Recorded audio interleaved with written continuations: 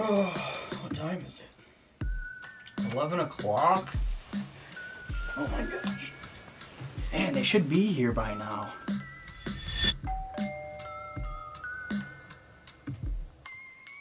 The timing could not be any better. Oh, sweet.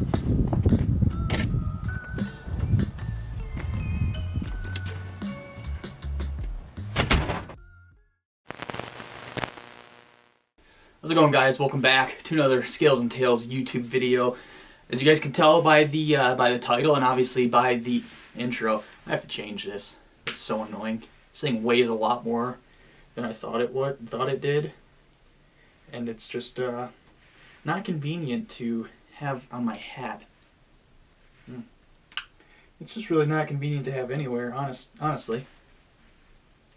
Guess we'll put it out so you guys can see it. Alrighty. Now that we got that figured out, welcome back. We're doing a rod overview today. If you guys remember last spring, I did that overview with the Leviathan Simple Faith. That was like the budget rod that I was going to be fishing the whole time last year. Rod was super fun, super cool rod. Unfortunately, it broke like 4 eyelets down. I had it for like 3 months, so obviously that was a failure on my end. This year, my New Year's resolution is to run more rod gloves. I have enough rod gloves for the 4 rods that I use, so shouldn't have any catastrophic failures with any of my rods this year. Again, obviously nothing that Leviathan did, but it did break. I was kind of bummed about it, but the good news is I didn't cast off my bait when the rod broke, so no harm, no foul. We're going to be switching it up this year. We're going to be running a different company, a different rod here. I'm super excited about this. We'll dive into the specs and the details about this rod. We'll show you guys kind of some close-up pictures of it, talk about the price point, talk about what reel I'll be pairing it up with, and kind of what my plan is with the Cotter Rods Revival series. Alrighty, so Cotter Rod Revival comes in at 8 foot. It's a 6-power, so it's the 806. Built on the NFC SWB 807 C607 rod blank. That is a mouthful. If you're like me, that doesn't really mean much, but it's built on an NFC rod blank, so that's all I gather from that information. Obviously, 8 foot 7-power blank, so we got that figured out. My apologies, C602 blank. I don't know, I think I said C607, but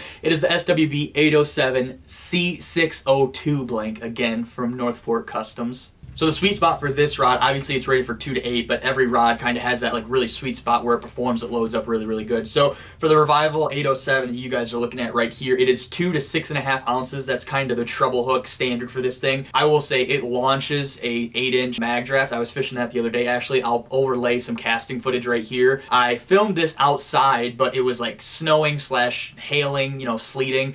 Microphone was just picking up every single raindrop, and my camera was getting wet, so here we are recording this inside now. I'll overlay that footage right here. Super sick rod. It is very, very balanced, even with this reel. I mean, this reel is a 60 size reel, so it's heavy, but it feels good. Alrighty, so we know what rod blank this is built on. The cork handle comes in at 16 inches from butt to trigger, which, like I was talking about in the other video, my budget rod video, I really like the way this cork looks. I've come around to cork a lot. I feel like I am going to cure this with a chemical, or like I'm going to seal it. Seal is the right word.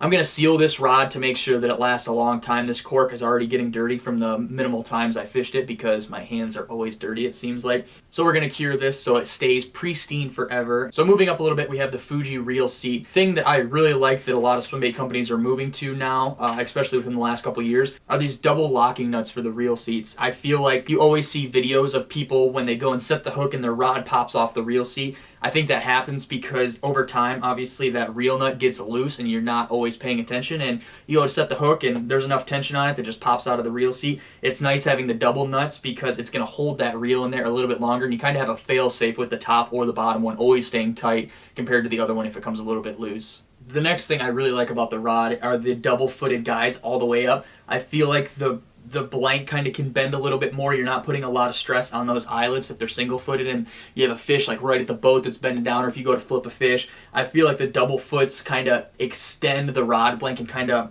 put all the pressure along the rod rather than in one little spot that's holding it by a couple threads. I don't know, maybe I'm crazy, but the double footed is nice because I feel like it's it's a lot more resistant to getting bent and stuff. You know, every once in a while, like, you'll go and put your rod in a tube or in the back of the car, and you'll catch the seat or catch the door, and that eyelet bends a little bit. I feel like with the double-footed guides, you kind of have a little bit more leniency to that. It's not just going to bend right over it if it's a single-foot guide.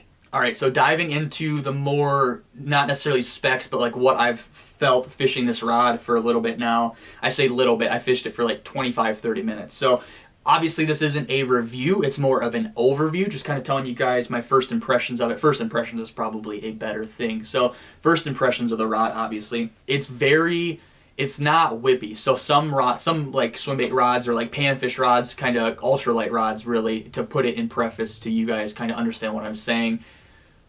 Ultralight rods are super whippy. You know, you hit it like that and it's like a whip. It shakes the blank and you can feel it all the way down the rod. But I used to be a fan of those rods that would load up super, super deep into the blank.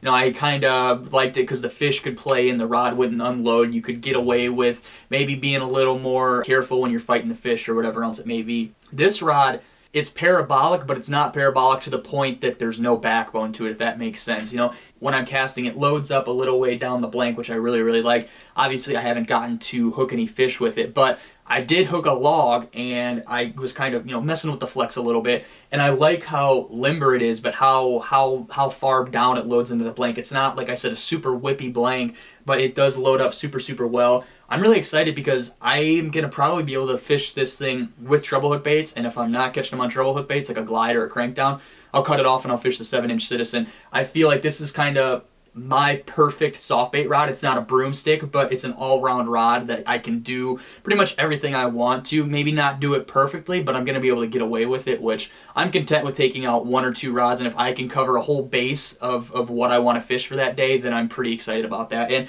I think that this is probably, honestly, one rod that I could take out and be pretty comfortable with fishing everything that I'm going to do throughout the day. So like I said, plans on how I'm going to use this rod. Obviously, it's going to be like a glide bait rod for like that 4-ounce glide bait range is probably what I'll use it a lot for. And then soft baits. Those are kind of primarily the 2 things that I fish: glide baits, soft baits, and a little bit of crankdowns like the ZFG or maybe even rat baits too. But this rod is going to be my do-it-all. I'm going to throw a Corrado 200 on here, and I'm probably going to fish the snot out of this thing. I'm really, really excited for this rod. It's really, really light. It's got good components, and like I said, it loads up really, really well, so I don't think that I'm going to have any problems with this rod. I really like how it feels in the hand. It feels really good. It sits kind of good under my armpit. I'm excited for it. I like how this cork isn't super thick. You know, sometimes with EVA foam handles or even some cork handles, they're super, super thick. You know, like if you look at the Savage Gear Browser, the rod butt is like super, super thick on it. It's like super thick, obviously, to hold your hands all the way around it. It kind of reminds me of like a power handle for a reel. Like, it's really overdone, but Nick really like makes this cork like, I don't even know how to say it. It's really like low profile, low key. It doesn't feel like you have to grab onto it and really hold onto it to make sure your fingers are touching. Like, it's low key, like I said. It just fits in the hands. It's not overdone. It fits on the reel seat really well. There's a slight kind of taper down right here, and then it tapers back up to the rod, but it's really, really fitting, and I think it looks just so good on the rod. So like I said, I will be fishing the Corrado 200K. If you guys watched the last video, you know why I love this reel so much. So this is actually a 6.2, which is probably what I'll end up fishing on it. This is the smoother of the 2 Corrado Ks I own, if you were interested. But it fits on here super well. It almost doesn't feel like you're putting a reel on here. You know, there's a couple of reels that I'd like to try out this year, some other reels out there, but for right now, the Corrado 200 is going to be pretty damn good on this, I think.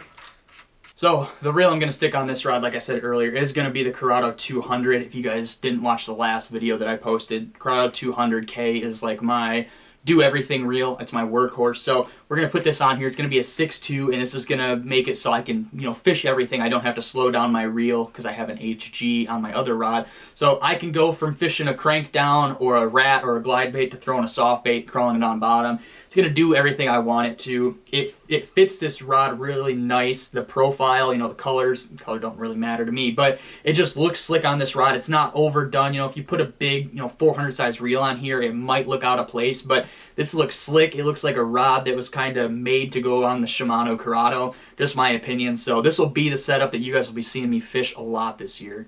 Another thing that I didn't even touch on is the foam right here. So it's like a little hook rash, so you're not your baits aren't rashing up the rod, making weak points in the blanks. That's another cool thing that I totally forgot to mention. So rounding out the video, Nick is a super, super cool guy. He is obviously the guy behind Cotter Rods. I'll put some overlay here, some of the builds he's had. These builds that he's had previously, like the rods he's built previously, have handled some really big fish. Evan McCarthy, Victor Depe, all those guys over on the East Coast really have caught a lot of big striper and put his rods through the paces.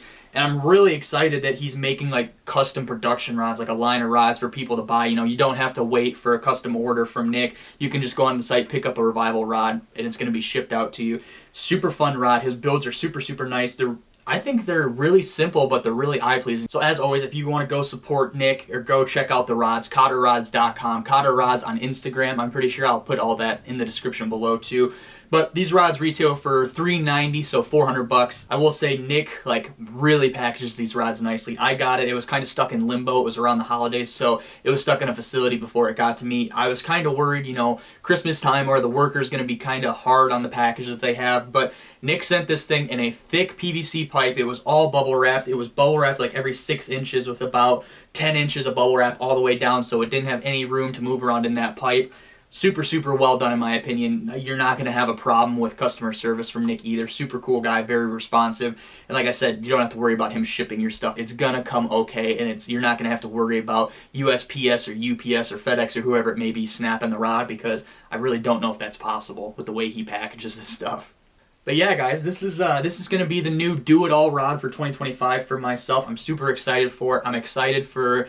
We have a lot of cold weather coming, but it was kind of nice the last couple days, and it has me thinking spring. It has me thinking of what I want to do and some new tactics I want to try and some new baits I want to try. And luckily enough, any bait that I get, majority of the time, as long as it's not like a mother or a hinkle or a wild beat or a ball or anything, I'm going to be able to fish on this rod, no doubt in my mind. So it's going to be nice for that ease of mind of only having to grab one rod out of the truck or one rod, travel with one rod out of the house into the truck and drive up north or drive down south, wherever I'm going to fish. It's going to be easy. It's going to be nice. One rod, not going to have to worry about it too much. I'll be running probably 15 pound or 20 pound, probably 15 pound on this. And like I said, I'll be able to do everything from that 2 to 8 ounce range, but realistically it's probably going to be more to that 2 to 6.5 pounds range that they kind of advertise this rod of being the sweet spot for it. So as always, I'll put all of Nick's stuff in the description so you guys can go follow him, go support him, go buy a rod if you're interested. Again, this is the Revival series, 2 to 8 ounce from Cotter Rods, and I'm excited to make some content with this rod this year. Super fun rod.